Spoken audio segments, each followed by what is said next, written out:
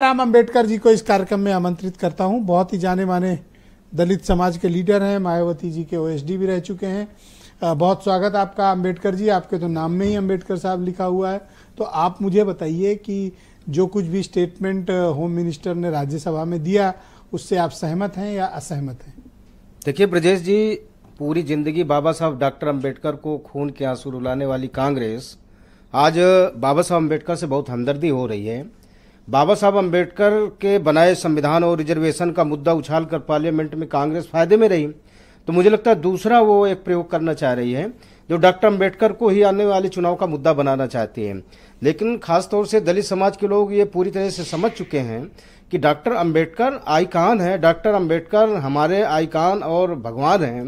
Doctor Ambedkar मुद्दा नहीं हो सकते हैं। वो भगवान है, बिल्कुल भगवान है, जिन्होंने हमें जीने का रास्ता दिया। आज भारत आइकान है या भगवान है? नहीं, डॉक्टर अंबेडकर हम तमाम लोगों के भगवान है जिन्होंने हमें जीने का रास्ता दिया। क्योंकि भारत का संविधान हमको अधिकार देता है और जहां तक विज्ञान हमको जीवन जीने का सलीका देता है।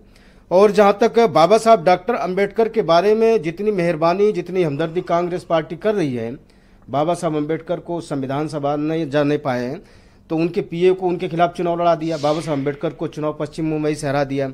खुलना जैसोर से जब चुनाव जीत करके आए, खलीकुम जमा ने अपनी सीट से इस्तीफा दिया तो वो सीट पाकिस्तान के हवाले कर दिया। यहां तक कि योगेंद्र मंडल की सीट को भी पाकिस्तान के हवाले कर दिया।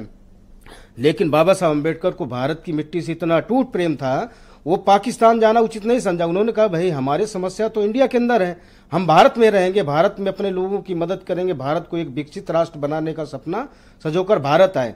भारत के प्रथम कानून मंत्री बने योगेंद्र मंडल, जाकर के कानून मंत्री पाकिस्तान में बने जाके।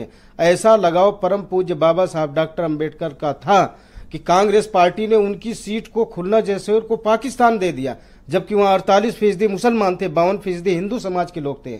52% में सबसे ज्यादा चंडाल थे। चंडाल भाइयों ने बाबा साहब अंबेडकर को वहां पर उपचुनाव में पार्लियामेंट्री संसद बना दिया। लेकिन कांग्रेस ने वहां शैतानी करके वहां भी सीट पाकिस्तान को दे दिया। जब वो यहाँ दोबारा आए तो देखा कि संविधान सभा जाने का रास्ते बंद हो गया। पहली बार जो आम चुनाव था उनके पीए से चुनाव हरा दिया, जो उपचुनाव जीते तो उनकी सीट को पाकिस्तान को दे दिया। ऐसी कंडीशन पैदा करने वाली कांग्रेस पार्टी को आज बाबा साहब से बहुत हमदर्दी हो रही है। और जहां जहां कांग्रेस की सरकारें हैं वहां सबसे ज्यादा दलित उत्पीड़न कांग्रेस की सरकारों में हो रहा है। आज जो लोकसभा चुनाव में जो उन्होंने मुद्दा उछाला कि हम संविधान की रक्षा करेंगे, हम जो है आरक्षण की रक्षा करेंगे, तो कांग्रेस की हुकूमत वाले स्टेट में कितने % रिजर्वेशन? तो जो कुछ भी स्टेटमेंट होम मिनिस्टर ने दिया है उसमें आप कतई कोई आपत्तिजनक शब्द नहीं मानते? मुझे नहीं लगता कि ऐसा कोई आपत्तिजनक बात कही है। जब कोई आदमी किसी चीज को बार बार काम की बात हो रही हो और बार बार बाबा साहब कांग्रेस, तो हो सकता है कि उन्होंने कह दिया हो, लेकिन ऐसे कोई आपत्तिजनक बात। हमारे छोटे भाई जो हैं अम्बेडकर जी हैं, ये तो बीजेपी में हैं अभी। बीजेपी में मैं क्या बीजेपी में हूं?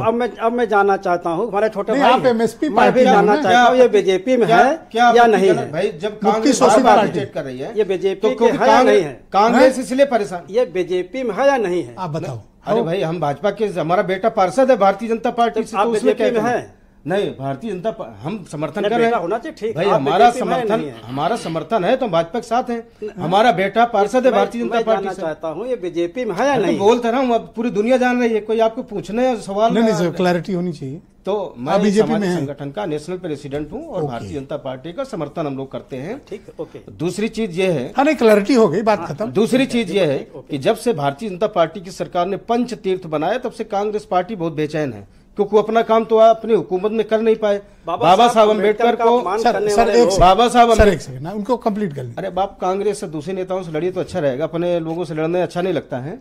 आप मेरे से बात करें, आप मुझसे तथ्य रख रहे हैं, आपको आपत्ति नहीं। आप मेरे से बात करें, आप मेरे से बात करें, आप आपस में बात, जो बाबा साहब आप मेरे से अम्बेडकर जी, आप मेरे से बात करें, आप मेरे से बात करें। नहीं, मैं अपनी बात कह रहा हूँ। जो बाबा साहब का अपमान करें उनसे आप सवाल कर सकते हैं, मैं अपनी बात रख रहा हूँ।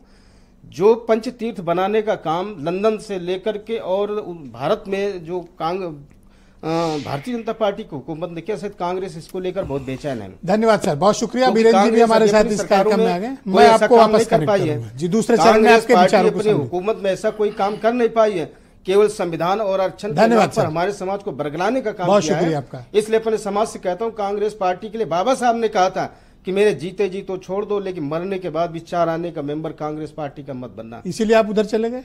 बिल्कुल, बेशक। ओके, वीरेंद्र जी को ले लें। कांग्रेस से हमारे